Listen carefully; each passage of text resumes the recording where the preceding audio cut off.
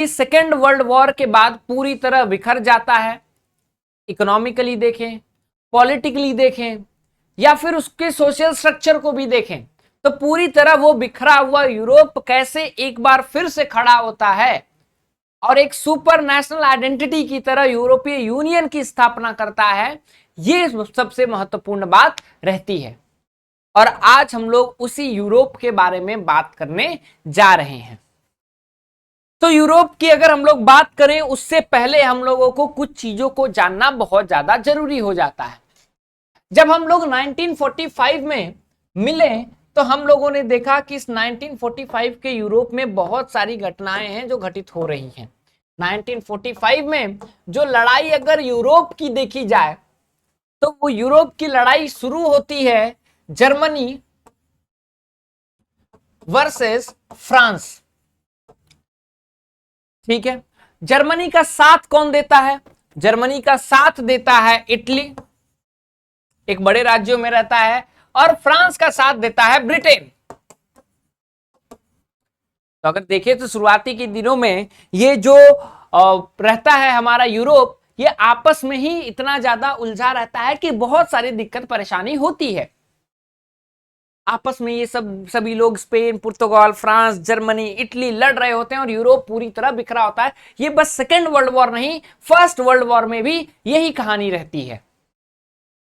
और क्योंकि यही कहानी रहती है तो क्या ऐसा हुआ कि ये बिखरा हुआ यूरोप जो कि आपस में इतना ज्यादा झगड़े में था, ये एक होके यूरोप बनता है। तो चलिए स्टार्ट करते हैं हम लोग 1945 के कोल्ड वॉर एरा से, जहां पे पूरी दुनिया जो है दो भागों में बट जाती है, एक यूएसए और एक यूएसएसआर के बीच में। लेकिन यूएसए और यूएसएसआर जो सुपर पावर बन के उभरते हैं, उससे पहले का सुपर पावर रहता है ब्रिटेन एंड फ्रांस। इनका क्या, यूरोप का क्या, वो यूरोप जो जिसकी बहुत ज्यादा कॉलोनी थी पूरे वर्ल्ड में। तो यूरोप के कंडीशंस के बारे में देखते हैं और देखते हैं condition of Europe after second world war. तो यूरोप के कंडीशन के बारे में देखें तो मैंने आपको बताया है कि whenever there exist a war, जब भी लड़ाई होती है तो वो लड़ाई में हारे या जीते कोई, हारता दोनों पक्ष है। क्यों? क्योंकि उस वक्त आप अपने प्रोडक्शन को शिफ्ट कहां कर देते हैं? आप अपने प्रोडक्शन को शिफ्ट कर देते हैं आर्म्स की तरफ, हथियारों की तरफ। तो क्या होगा, हथियार की तरफ आप जब शिफ्ट करते हैं तो पोस्ट वॉर में जो सबसे पहला चीज आपको देखने को मिलता है वो होता है इन्फ्लेशन। इन्फ्लेशन का मतलब होता है मंदी। जब प्राइस जो है वो क्या होती है, प्राइस बहुत तेजी से ऊपर बढ़ जाती है। जब बहुत तेजी से प्राइस ऊपर बढ़ जाती है तो क्या होता है, लोग डिमांड करना कम कर देते हैं। डिमांड क्या होता है, नीचे गिर जाता है। और जब डिमांड नीचे गिर जाता है तो उस कंपनी की जीडीपी जो है वो भी नीचे गिरेगी। और जब जीडीपी नीचे गिरेगी तो क्या होगा, जब किसी देश की जीडीपी नीचे गिरती है तो अनएम्प्लॉयमेंट आता है। ठीक है, अनएम्प्लॉयमेंट आता है। और जब भी किसी एक देश में अनएम्प्लॉयमेंट आता है तो ये सारे सिचुएशन जो है उस देश में अनरेस्ट का जो है एक सिचुएशन राइज करते हैं, जहां पे लोग अपने गवर्नमेंट, अपने जो एग्जिस्टिंग पॉलिटिकल स्ट्रक्चर है उनके अगेंस्ट जो है विरोध करने के लिए चले जाते हैं। This was the scenario at that point of time. अब क्योंकि ये सिनेरियो रहता है तो अब यहां से इस यूरोप का कंडीशन रहता है। ये मैं बस एक कंट्री के बारे में नहीं, पूरे यूरोप के बारे में बताता हूं। तो ये यूरोप का कंडीशन रहता है। तो फ्रॉम हियर यूरोपियन यूनियन कैसे बनता है, कैसे सब एक आते हैं, वो देखने की बात होती है। ठीक है, इसी के लिए सबसे पहला स्टेप आता है 1945 में। ठीक है, 1945 में आता है सबसे पहला स्टेप। क्या होता है, 1945 में स्टार्ट होता है एरा ऑफ कोल्ड वॉर। और इस कोल्ड वॉर में क्या होता है, इस कोल्ड वॉर में एक चीज देखी जाती है कि ये जो यूरोप है, इस यूरोप के दो भाग हो गए हैं। एक वेस्टर्न यूरोप और एक ईस्टर्न यूरोप। जो ईस्टर्न यूरोप है ये यूएसएसआर के इन्फ्लुएंस में आ रहा है, और इसीलिए चर्चिल भी कहते हैं कि आयरन कर्टेन की जरूरत है इन दोनों यूरोप में जो बन चुका है। उसके बाद ये वेस्टर्न यूरोप जो है कैपिटलिस्ट हो जाता है और ये ईस्टर्न यूरोप की कुछ कंट्रीज आपके कम्युनिस्ट हो जाते हैं, या फिर कहें तो सोशलिस्ट आइडियोलॉजी को फॉलो करने लगते हैं। ये दिक्कत होती है। इसीलिए, और होते क्यों यूएसएसआर का साथ ये क्यों देते हैं, क्योंकि ये फाइनेंशियली वीक हो जाते हैं वॉर के बाद और यूएसएसआर इनको सपोर्ट करने लगता है। इसी को देखते हुए 1947 में एक सिद्धांत दिया जाता है, एक डॉक्ट्रिन दिया जाता है यूएस के तब के प्रेसिडेंट के द्वारा, जिसको हम कहते हैं ट्रूमन्स डॉक्ट्रिन। ट्रूमन्स डॉक्ट्रिन के अंतर्गत कहा जाता है 1947 से 1951 तक चलेगा, जिसके अंतर्गत मार्शल प्लान आता है। क्या आता है? Marshall plan. ये जो मार्शल प्लान होता है ये क्या होता है? ये बेसिकली जो मार्शल प्लान होता है ये कहता है कि हम जो है लगभग क्या करेंगे, अप्रॉक्स $13 बिलियन का हम फाइनेंशियल असिस्टेंस देंगे यूरोप को। जिसको चाहिए असिस्टेंस वो ले लो यूरोप, और आप अपने आप को आर्थिक मदद से अपने आप को रिकवर करो। इसीलिए मार्शल प्लान को हम लोग एक और नाम से जानते हैं, यूरोपियन रिकवरी प्लान। ठीक है, मार्शल प्लान को किस और नाम से जानते हैं? एक और नाम से जानते हैं, इंपॉर्टेंट है, यूरोपियन रिकवरी प्लान। और इस मार्शल प्लान के अंतर्गत जो है अमेरिका कहता है कि हम दो ऑर्गेनाइजेशन बनाएंगे। एक ऑर्गेनाइजेशन बनाता है OEEC 1948 में। कब बनाता है? OEEC 1948 में बनाता है। लेकिन उससे पहले अमेरिका जो है एक और ऑर्गेनाइजेशन बनाता है जिसको हम लोग कहते हैं इकोनॉमिक कॉर्पोरेशन ऑफ एडमिनिस्ट्रेशन। ठीक है, क्या कहते हैं? Economic corporation for administration.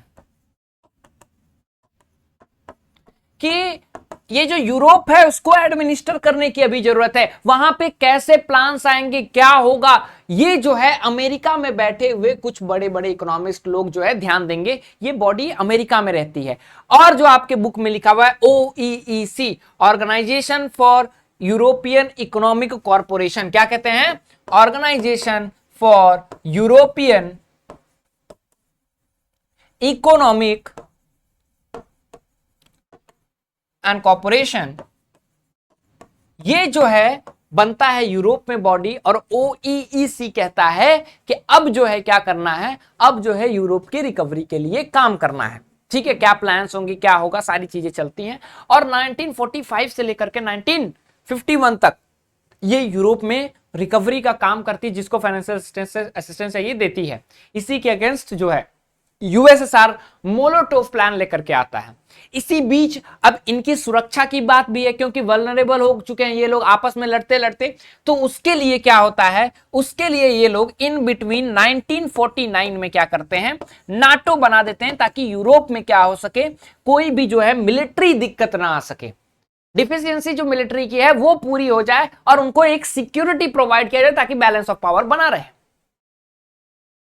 और ये सारी चीजें चल रही होती हैं। और एट द लास्ट 1951 आते आते देखा जाता है कि यूरोप में क्या हो रहा है। पोस्ट देखा जाए तो पोस्ट मार्शल प्लान देखा जाता है। ठीक है, मार्शल प्लान की अगर बात करें तो देखा जाता है कि यूरोप की जीडीपी जो है वो क्या हुई, बढ़ी। जीडीपी बढ़ने का मतलब है कि आपके यहां प्रोडक्शन बढ़ा है। प्रोडक्शन बढ़ने का मतलब है कि लोगों के यहां इंप्लॉयमेंट बढ़ी है। इंप्लॉयमेंट बढ़ने का मतलब है कि लोगों का इनकम बढ़ा है, और इनकम बढ़ने का मतलब है कि जो अनरेस्ट की सिचुएशन थी वो खत्म हो चुकी है, और इसका मतलब है कि रिकवरी स्टार्ट हो गया है। ठीक है, अब यूरोप को एक चीज समझ में आ गया रहता है कि अब जो है लड़ाई करने से कोई फायदा नहीं है। Now it's time to unite ourself, कि अब हम लोगों को एक होना होगा और अपने लिए कुछ न कुछ आगे करना होगा। ये यूरोप को समझ में आ गया रहता है। इसीलिए क्या होता है, इसीलिए 1951 के बाद, 1951 के बाद क्या होता है, 1951 में ही जैसे ही मार्शल प्लान आपका लगभग लगभग एंड पे चलता है, तो 6 यूरोपियन कंट्रीज, कौन, 6 यूरोपियन कंट्रीज मिलते हैं। कौन कौन से यूरोपियन कंट्रीज है सर, GIF जो आप लोग मीम्स में यूज करते हैं वो, और BNL ये आपके लिए न्यूमोनिक्स है। 6 यूरोपियन कंट्री, कौन कौन, Germany, Italy, France, Belgium,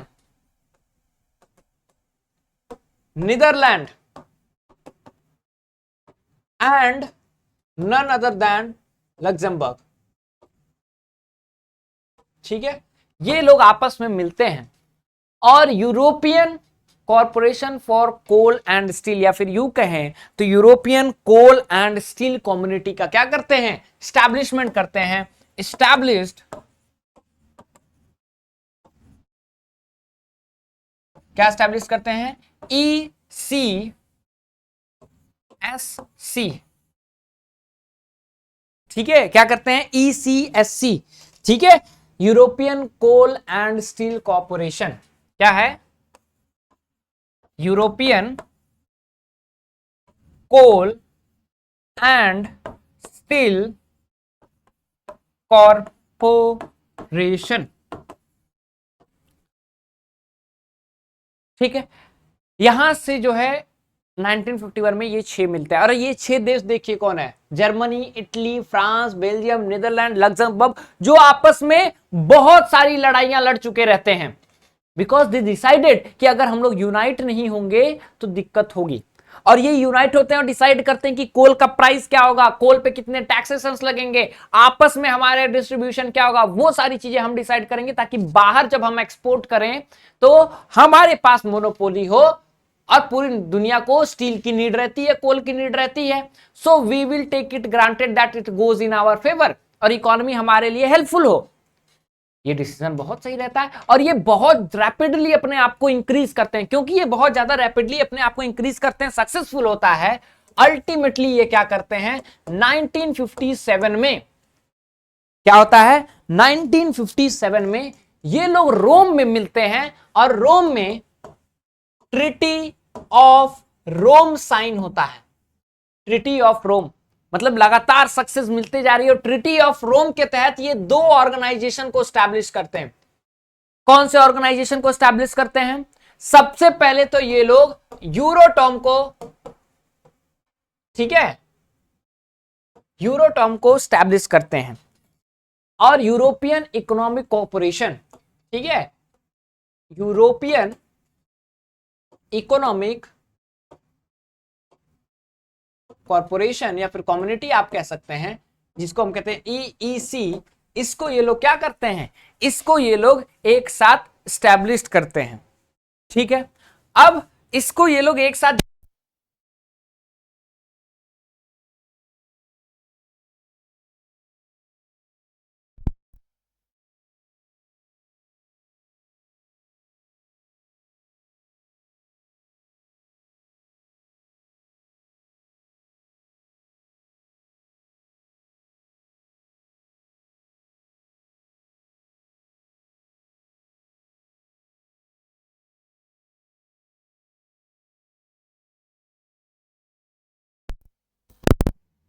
okay, now I am audible, ठीक है।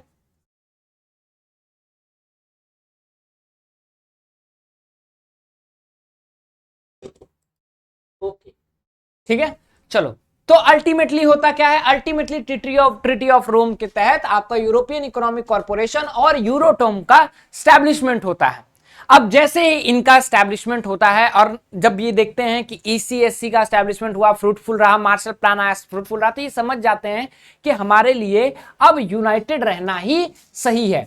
और यहां से अब ये लोग और अपने आप को एक्सपेंड करते हैं कि किस किस चीजों में हम लोग और अपने आप को आगे बढ़ा सकते हैं, और यहीं से जो है इनका कॉन्फिडेंस भी बढ़ता है, और इनको पता चल जाता है कि unity is the best doctrine that we can follow. उसके अलावा कोई डॉक्ट्रिन नहीं है। इसीलिए ये 1967 में अपने आप को और एक्सपेंड करते हैं और ECSC प्लस EEC प्लस यूरोटॉम, ठीक है, इसको यूरोटॉम, इसको मिला करके ये लोग क्या करते हैं, इसको मिला करके ये लोग जो है एक कम्युनिटी बनाते हैं जिसको हम लोग कहते हैं यूरोपियन कम्युनिटी। क्या कहते हैं? European community established. क्या करते हैं? स्टैब्लिश करते हैं। कब? 1967 में। अब ब्रिटेन जो है इन लोगों को देख रहा है, डेनमार्क इन लोगों को देख रहा है, आयरलैंड देख रहा है, और ये पता है कि ये लोग इतनी तेजी से रिकवरी करते हैं। ब्रिटेन जो है एक दो बार ऑफर देता है कि I want to join this community, लेकिन ये लोग शुरुआत में रिजेक्ट कर देते हैं, बट एट लास्ट ये लोग ब्रिटेन को भी क्या करते हैं, ज्वाइन करा देते हैं। और लास्टली 1973 में क्या होता है, ब्रिटेन, डेनमार्क एंड आयरलैंड क्या करता है, ज्वाइन कर लेता है। किसको ज्वाइन करता है? यूरोपियन कम्युनिटी को। तो देखो OEEC से बना हुआ ऑर्गेनाइजेशन कैसे यूरोपियन कम्युनिटी तक बन जाता है। अब ये लगातार जो है क्या कर रहे हैं, ये डेवलपमेंट कर रहे हैं, अपने में फ्री ट्रेड एग्रीमेंट साइन कर रहे हैं कि हमारे यहाँ टैक्स नहीं लगेगा। अब लगभग जो यूरोप था, ठीक है, अगर हम लोग बात करें तो ये जो बिखरा हुआ यूरोप था, ठीक है, ये बिखरा हुआ यूरोप जो है वो लगभग क्या था, लगभग एकदम यूनाइटेड दिखाई दे रहा था। And the picture was very much clear that they want to go in the same direction, but till now they are just a economic entity, कि अभी तक ये एक economic entity की तरह हैं। What about the things other? और इसके बाद ये अपने आप को एक्सपेंड करते हैं पॉलिटिकली। ये जो है एक सुप्रा नेशनल आइडेंटिटी बताते हैं। नेशन क्या कहता है? नेशन कोई भी एक राष्ट्र है, जैसे इंडिया ही है, ठीक है। इंडिया में देखें अगर हम लोग तो क्या होता है, इलेक्शंस होते हैं। इलेक्शंस में बहुत सारे राज्य मिलकर के क्या करते हैं, इलेक्शंस होता है, फिर पार्लियामेंट होता है, वहां पे देश के लिए सोचा जाता है। तो ये लोग इसी बेसिस पे, इसी फॉर्मूला पे बेसिकली इंडिया का फॉर्मूला नहीं है, ये इसी पैटर्न पे, ठीक है, ये क्या करते हैं, ये जो है यूरोप के लिए कहते हैं एक यूनियन बनेगा, एक यूरोप की पार्लियामेंट बनेगी, ठीक है, जहां पे सब देश अपने यहां से एक एक मेंबर चुन करके भेजेंगे। यूनिवर्सल अडल्ट फ्रेंचाइज पे इलेक्शन होगा, पार्लियामेंट में लोग जाएंगे और ये पार्लियामेंट यूरोप के लिए बेनिफिट के लिए काम करेगी। फिर ये लोग कहते हैं कि यूरोप का एक क्या है, एक ही जो है ये है, क्या बोलते हैं, करेंसी है। फिर ये कहते हैं यूरोप मिलिट्री के लिए भी अब एक साथ मिलकर के काम करेगा, ठीक है। और मिलिट्री के मामले में देखें तो अमेरिका के बाद सेकेंड लार्जेस्ट मिलिट्री इनकी रहती है, यूरोपियन यूनियन की। उसके बाद कहते हैं कि हम लोग यूरो में, वैसे यूरो में देखें तो ये सबके ऊपर क्या रहता है, फिक्स्ड नहीं रहता है कि आप ज्वाइन कीजिए या नहीं कीजिए। जैसे डेनमार्क हुआ, स्वीडन हुआ, ये यूरो को नहीं मानते थे। फिर ये सेंगजन एग्रीमेंट करते हैं कि छोटा छोटा यूरोप है, वीजा लेने की जरूरत नहीं है, एक जगह का आप यूरोप का वीजा ले लीजिएगा तो बहुत सारे देशों में आप घूम सकते हैं। ये सारी चीजें चल रही थी। 1967 के बाद 73 में और ये एक्सपेंस होता है, और 1991 में जैसे यूएसएसआर का फॉल होता है, ये लोग क्या करते हैं, मतलब यूएसएसआर के फॉल का तो बेसिकली से इंतजार नहीं कर रहे होते हैं, लेकिन जैसे ही वो फॉल होता है तो वो जानते हैं कि now it's time to maintain the balance of power. और अल्टीमेटली क्या होता है, 7 फरवरी को 1993 को क्या होती है, एक ट्रीटी साइन होती है, ट्रीटी ऑफ मैस्ट्रिच, ठीक है, ट्रीटी ऑफ मैस्ट्रिच, जिसको हम लोग ट्रीटी ऑफ यूरोपियन यूनियन भी कहते हैं पहले, ये साइन होता है 7 फरवरी 1993 को, और फॉर्मली यूरोपियन यूनियन आ जाता है अपने स्वरूप में। And this is how the recovery of Europe takes place, the recovery of major Europe takes place, mighty Europe takes place. ये उसके रिकवरी की कहानी रहती है। इसीलिए कहा जाता है, एनसीईआरटी ने कहा, the alternate centre of power, कि अमेरिका के ही द्वारा बनाया गया यूरोप। मार्शल प्लान नहीं लाता तो रिकवरी के लिए थोड़ी तो दिक्कत परेशानी होती। It become a challenge for America, and this is how the recovery of Europe takes place. ठीक है, तो आज के लिए ये यूरोप रिकवरी ऑफ यूरोप तक ही हम कवर अप करेंगे। ठीक।